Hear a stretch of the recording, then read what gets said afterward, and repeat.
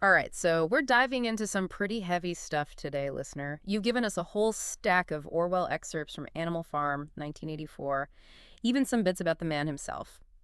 Seems like you're interested in why his books still feel so relevant, even decades later. And you know what? That's exactly what we're going to unpack today. Yeah, he's definitely one of those writers who just gets under your skin, isn't he?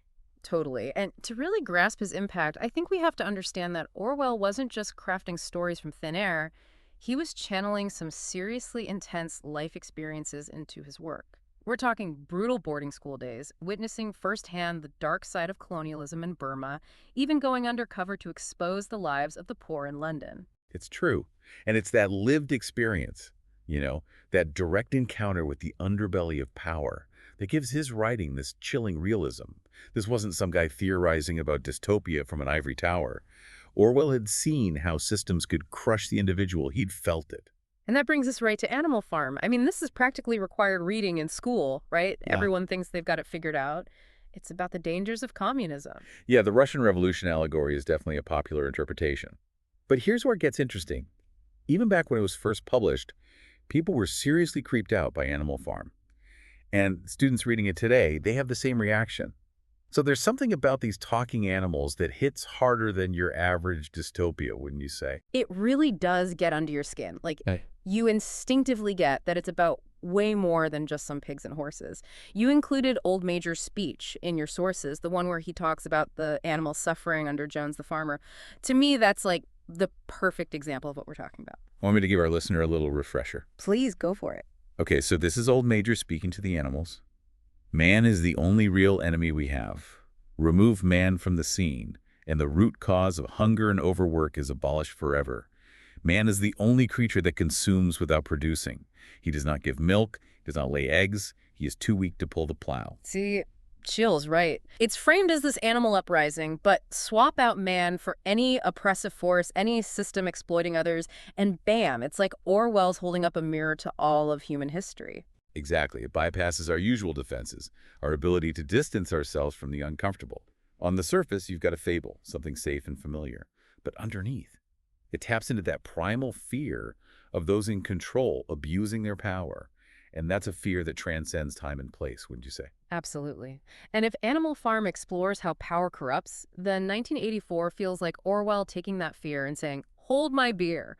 Because 1984 is a full-blown vision of totalitarianism, a world where even your thoughts are police. Right? And again, it's so important to understand, Orwell wasn't just making this stuff up. He was dissecting real-world totalitarian regimes, like really analyzing their tactics and laying bare the chilling logic behind their cruelty. One detail I find fascinating, he initially wanted to call the book The Last Man in Europe. Wow. Okay, talk about bleak. Thank goodness for editors, right? 1984 has a much better ring to it, but that original title, it kind of hints at something deeper, don't you think? Definitely. It speaks to the profound isolation, that sense of utter helplessness that totalitarian regimes cultivate in their citizens. Yeah. But by switching it to 1984, a simple inversion of the year he was writing in, the message becomes immediate, almost confrontational. It's like he's saying, this isn't science fiction, folks. This could be your future. And in that future, one of the most unsettling things the party does is control the past. You highlighted the scene where Winston's in that grimy little pub talking to this old man, and he's desperately trying to piece together what life was like before Big Brother. Yes. It seems like such a small, insignificant encounter. But it reveals one of Orwell's most chilling insights. Because the old man's memories are fragmented, unreliable. The party has so thoroughly rewritten history that even personal experience becomes suspect. Which, when you think about it, is horrifyingly relevant today, isn't it? I mean, think about it. We're bombarded with information, conflicting narratives, and sometimes it feels almost impossible to tell what's true, what's been spun, or what's been straight up erased. You got it. And that's where Orwell's genius really shines through. He forces us to ask these really uncomfortable questions. Who controls the past? And what are they hoping to gain? Because if you don't even know what really happened, how can you even begin to push back against that, right? That's the million-dollar question, isn't it? And it brings us to the heart of Orwell's legacy, I think. Because it's not just the chilling accuracy of his dystopian visions, it's the unsettling way those visions resonate in our modern world. Okay, so break it down for us. How are these warnings from decades ago playing out today? Because you said in your notes that these books are more relevant than ever, and I gotta admit, That's a little unnerving. Well, let's just think about it for a second. In 1984, you've got Big Brother, always watching, always listening. Surveillance was like a core theme. And today, Yeah. we've got cameras everywhere, data tracking our every move, algorithms that seem to know what we're thinking before we even do. It's true. It's like we're living in some weird echo of Orwell's imagination, except it's not jackbooted thugs, it's our smartphones and smart refrigerators. Exactly. And then there's Newspeak, Yeah. right? This whole idea in 1984 that language could be manipulated to control thought itself. It terrified Orwell, the way those in power could twist words to limit understanding, to make dissent unthinkable. And here we are, right? The age of fake news and carefully curated online realities. It's like everyone's trying to control the narrative of governments, corporations, even that guy on Twitter with like 3 followers. Exactly. It's everywhere you look. And that constant struggle to figure out what's true, to navigate a world drowning in misinformation, that's Orwell's legacy in action, wouldn't you say? It's exhausting. So where does that leave our listener? Because on the one hand, it's easy to get totally overwhelmed by all this talk of dystopian futures and thought control. But on the other hand, we don't want to just throw our hands up and say, well, Orwell called it, guess we're screwed. No, not at all. And I think it's important to remember, Orwell wasn't trying to bum everyone out. He was sounding the alarm, right? He wanted to wake us up, to make us active participants in shaping our own destinies. So less about predicting the future, more about giving us the tools to fight for a better one. Exactly. And one of the most powerful tools he gives us is the ability to question, to be critical thinkers, to challenge narratives that seem too neat, too simple, and to always be wary of those who claim to have all the answers. Because, like we saw in both Animal Farm and 1984, the road to hell is often paved with good intentions, right?